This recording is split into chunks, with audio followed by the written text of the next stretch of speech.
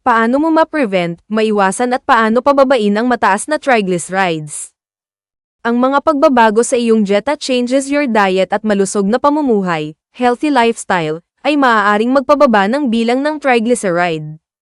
Para mapanatili ang triglycerides at kabuuang kolesterol sa loob ng malusog na hanay. Maging aktibo sa physical nang hindi bababa sa 30 minuto araw-araw.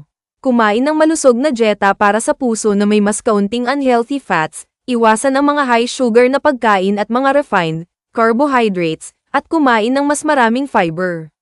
Pamahalaan ang mataas na presyon ng dugo at diabetes. Bawasan ang alak o alkohol. Matulog ng sapat, magbawas ng timbang, lose weight, kung kinakailangan, at ay maintain ang healthy at tamang timbang na para sa iyo.